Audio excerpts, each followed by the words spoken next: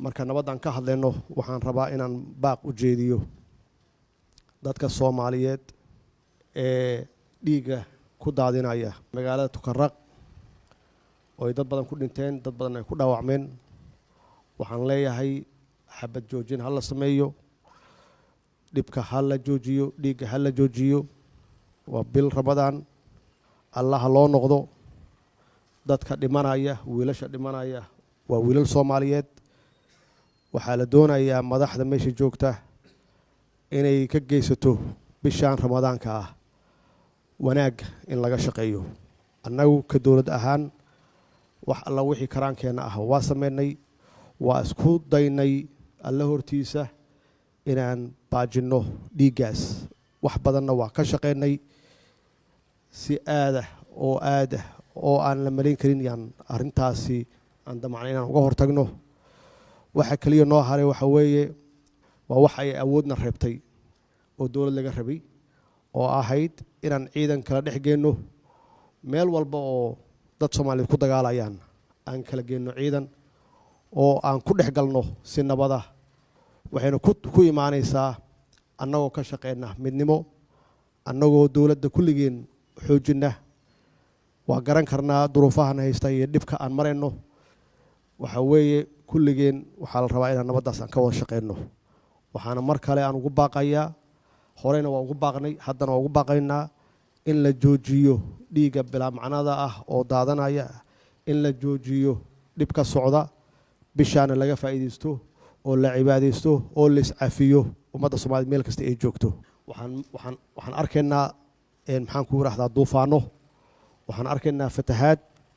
waa xigmad Ilaahay weeye oo tijaabo ah bini aadanka lagu tijaabinayo haddaan ahaan lahayn dawlad adag inkastoo meel kasta oo adduunku duufaano ka dhaco waxaan u samaysan lahayn wajiyo aan uga hortagno awood aan uga hortagno macnaha dhibaatada waxaa laga yaabaa inaysan intaas gaarteen oo dadka hadda noo soo gurmanaya waa mahadsan yihiin meel kasta nooga soo gurmanaya iyo taakuleynteena siinayaan waxaa laga yaabi lahaa haddii aan nahay dawlad xoog leh oo dadkeeda isku tashanaya haddaan nahay inaan wax badan aan ka hortegi kari lahayn biyahaas fatahaya inaan u samaysan lahayn meelo aan ku kaydino markii abaartu taallo abaartu jirto aan isticmaalno maxaa yeelay hadda markii abaar timaado dad badan iyo xoolo badan ayaa naga laada inaan biyahaas keedsanno macnaheedu waxa weeye waa awood Ilaahayna siiyey awooddaasna ay tahay dadkeennu inay helaan dawlad adag oo qorshaheeda la timaada waxqabadkeedana la timaada markii fatahaaddan yimaadaanna si u maaraysa markii abaara ay timaadana adduunka aan looga soo maxaan ku raahdaa caawine annaga dhexdeenna ay noqoto intaas aasaas waxa u ah annagoo Ilaahay u noqonna Ilaahay awaamirtiisa inaan qaadanno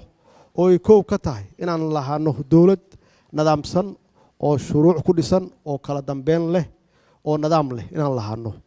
jidkeedana waa ku soconnaa insha Allah hadduu Ilaahay yiraahdo waana gaaraynaa qolooyinka nabadiidka ahna waxaan rabaa ummadda Soomaaliyeed meel kasta ay joogaan inaan mar walba xasuusiyo dadkan sheeganaya islaamka oo u soo baxay inay ummadda islaamka ah dhibaateeyaan inaan ka hortagno si jamac ah oo guud ahaan looga hortago oo aan lagu hadlayn kaliya askari aan lagu hadlaynin maxaan ku raahdaa dawladda aan lagu hadlaynin maxaa yeelay meesha ay ku jiraan waa naqaanaa meesha ay ku dhuntaan waa naqaanaa meeshaas ay joogaana dad baa jooga dadkaas hadday la shaqeeyaan amniga oo ay soo sheegaan waxa xaqiiqo ah dhibkooda inuu yaraanayo askarigu geed walba ma taagnaan karo guri walba ma taagnaan karo waxa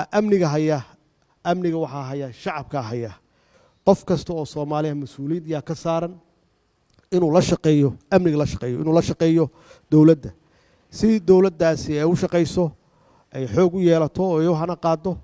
waxa laga rabaa qof walbaba inuu mas'uuliyadiisa qaato oo uu soo wargeliyo wax alla wixii macluumaad information ah hadduu ku arko qolooyinka sharwadayaasha ah meel alla meesha ku arko uu soo sheego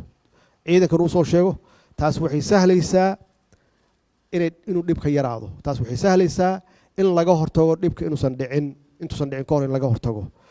ammaanka iyo amniga waxa aasaas u ah shacabka u ah ciidamadu waa adeegi wixii loo sheegay un bay qabtaan dowladduna waa fuliye wixii shacabku ay rabaan iyay fuliyaan markii wada shaqayntaas la wada helo oo ummaddu ay wada shaqayso oo aan ku dhaqanno diinteena suuban iyo waxa uu ilaahayna faray xaqiiqatan ilaahay nimcadiisa iyo wanaagiisa waa arkaynaa insha allah waa guulaysanaynaa waxaa ii muuqda iftiin wanaagsan waxaa ii muuqata inshaaro wanaagsan haddii sida hadda ay wax ku socdaan aan ku wadno oo dadku u midoobo oo gacmaha la isqabsado oo qofkii khaldan la yiraahdo bal u kaadi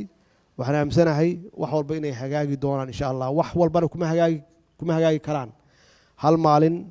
iyo hal usbuuc iyo bil kuma hagaagi karaan iyo sanad waxay u baahan yihiin intii dhibaato dhacaysay in badan oo wanaaga in lagu bedelo